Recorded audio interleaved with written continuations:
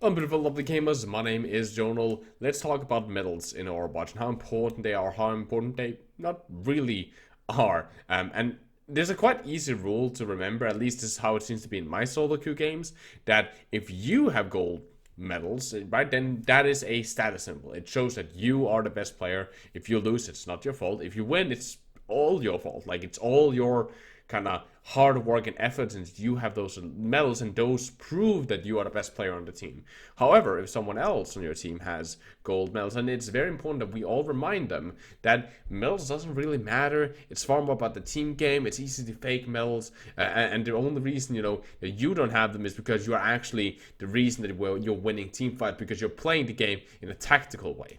That is what it seems to be every time I log into solo queue or anything like that. That's how a lot of people look at it. Let's talk about medals. How important are they actually? Like, what does they actually tell you? Because there's so many times when I private coach individuals and they are like, oh, I had this and this medals. Like, we lost, but I have all gold medals. Or these are my stats. Or they start reading up their stats to me. And I have to explain to them the stat. Doesn't matter, medal doesn't matter. And let's go into the why they don't matter. Because a lot of people probably heard it, but why doesn't medals actually matter that much, or does they actually? There's a couple medals that actually matter a little bit more than others, at least logic wise. So before that, again, if you are interested in actually ranking up and improving at Overwatch, you can hire me as your private coach. It's €50 for a 2-hour session. Hit me up on our Discord server, which is linked down below. Doesn't matter if you're bronze or try for 100, as long as essentially you can get a VOD to me. I can help you rank up and improve and get better at the game. And as of course, a like on the video helps a lot against the abusive YouTube algorithms. Now, if you dare, tell me down in the comment section an estimated number of how many times you have been told by Moira that she has golden limbs and you're trash. I would very much like to hear that. Now, let's just go down the list. There's essentially four that's very, very important to cover. Let's cover the easiest one first. Objective elimination. The most useless gold medals. People that say that they have, bro, I've gold objective elimination. It's like, please just don't. It's a stat that's not worth mentioning. Same with objective time. Because there's a lot of times where you're not supposed to play the objective. And fighting on the objective or staying on the objective. There's a lot of time. Fighting around the point is something that will naturally happen in Overwatch. It's kind of point of the game is to play around the objective, but a lot of time it's stupid to use that as some form of leverage, because a lot of time you're not supposed to fight on the point, or you're doing something completely else. And same with objective time, a lot of time you're not supposed to be on the objective, especially if you play DPS or supports. A lot of time it's normally tanks backed up by DPSs that play the objective, but it's mainly tanks that actually have the physical presence on the point, depending on the situation, of course. And that's the one thing with medals and Overwatch, that medals doesn't really matter, winning matters. And context is super important in Overwatch. Depending on the hero, depending on what they play, and so on, that's very important. But let's talk about the ones that most people call out. Elims. Gold elims, meaning that you have the most kills on the game. How this works on the background mechanics, of course, that as long as you did 1 damage, and someone else on your team did the rest of the 600 damage, then you will still be a part of that 1 elim. And this is the problem with gold elims. Ideally, that means that someone like a Widowmaker should have more than anybody else, right? Or Tracers, something like that, because they can solo kill the backline of the enemy team and still also be a part of the front line. However, let's say, for example, Widowmaker, which is, a very common one. Widowmakers are supposed to have gold limbs. A lot of people would think that because they have one-shot potential. So they're supposed to get picks that your team are not allowed to damage, right, since you burst them too fast. And therefore, they will have more limbs if they just join everybody. But shields are a very big thing in this. And again, like, if you're a Widowmaker, they kills both supports before the fight starts all the time. That's 2 kills. But if the rest of the team fight is, behind shields and walls, and the Widowmaker can't push up because she's scared of getting hooked or killed and so on, then it doesn't really matter that the Widowmaker got those 2 picks medal-wise, because the rest of the team will join in an effort at getting 4 kills. The same goes with heroes like Reinhardt and Winston can very quickly get golden limbs because they are chain damaging the entire enemy team, especially in low healers where they like to stack up in big clunks. The same way in Moira, we can just throw her damage orb into them. And that's the issue with some of these limbs, that yes, you're golden limbs, but how does it really matter? Are you just joining in a team fight and therefore getting the average of higher limbs, and which is still good. That still means that you're focus fighting and tank jumping as a team, which is still good. But just because you're golden limbs doesn't mean that you are carrying, right? Like, again, when you dealing that 3 damage to Lucio was not why he died, right? But you will still get credit for it. And that does that limbs are so inflated in value that they have very little meaning. Damage, on the other hand, is not inflated. Damage is exactly the number that it shows. You have 8,234 damage.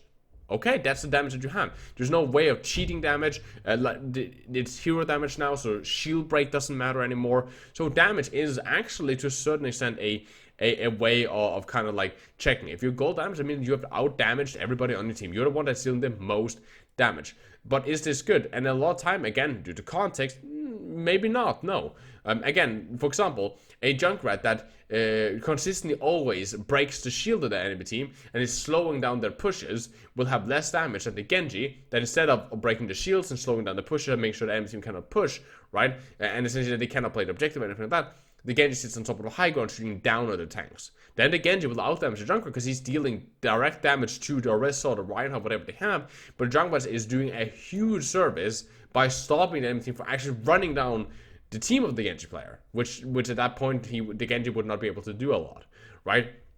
The same goes for example, a Tracer. A Tracer can very quickly find herself in the back line of the enemy team, dueling or taking out enemies. For example, one of the games, I was keeping a Ana and a Roadhog in spawn, right in the beginning of a team fight on Lijiang Tower. And when I was keeping them there, my team was fighting the Moira, the Reinhardt, and the two other and two of the DPSs. And of course, my team was quickly out damaging me, right? Because they are hammering away at somebody that's getting pocketed by the Moira. There's another tank up there, and I had to be very slowly cautious. But essentially, I did that. Ana could not move because she was always low. She could never really move out of her safe spot where the Roadhog could easily protect her from one angle, and I could just keep them there, poking a little bit, kind of getting a little bit cooldowns out, slowly but surely killing the Ana. But I still did that. Two players never made it to that fight. I killed the Ana, and then I got back to the team fight and I killed the Moira. But my team had far by then outdamaged me. So while damage is a good stat that cannot be inflated, shooting the biggest target on the map is a very easy way to fake high damage numbers. While that might not be what you want. Sometimes you just want shield breaks. Sometimes you want to go for squishes instead of tank. Sometimes you need to go for those long, flanks that kills one enemy instead of anything else, or slows down an offense or splits the enemy team, instead of going for plays that gives you a lot of damage in. Damage leads to kill, that is correct, and damage is a way of draining resources. But again, it is a number that, and a lot of due to context, can very quickly get tuned out. And then we go over to healing. Lucio players say that they have gold healing, which they're not supposed to, because Lucio is supposed to have less heal. Remember that healing is very, very subjective to who is getting healed, when it's getting healed, and in the end, it doesn't matter. Like, normally I never hear supports complain about I have gold healing or whatever, but gold healing doesn't have to be. For example, as in Yara and a Mercy. If the Mercy is running around never using her damage boost, she will quickly go and chart in front of a lot of people, also an Ana. And Mercy can easily out-heal an Ana if the Ana is, setting up her biotic nades to anti-sleeping people, dealing damage as well as she's supposed to. And the Mercy is just using her heal instead of never using a damage boost. Then the Mercy will easily out-heal the Ana, right?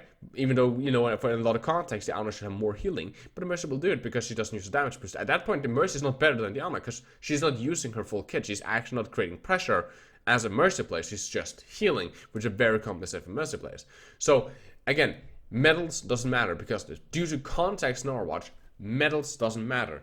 Winning matters.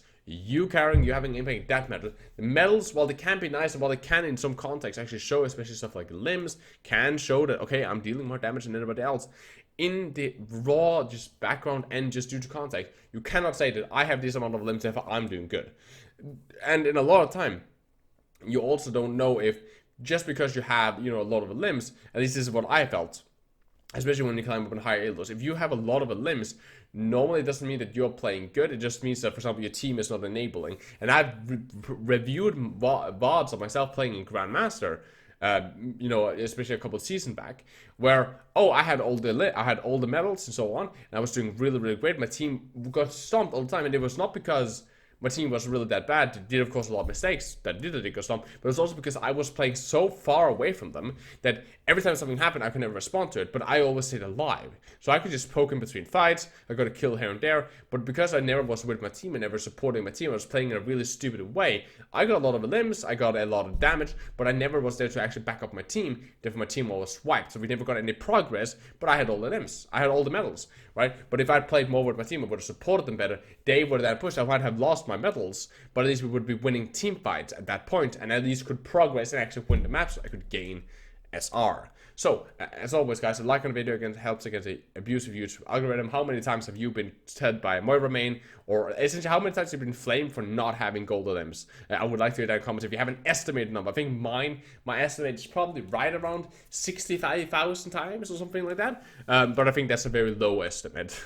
As always, if you want to hire me as a private coach, if you want to improve, rank up, and get better at the game, our Discord service link down below, hit me up in the DM there. It's 50 euros for 2-hour session, so you can finally get a little bit better, improve, and so on. Doesn't matter if you play for a team or not. If you're bronze stuff 100, hit me up there. I love you guys very much. Peace to care. This is a positive.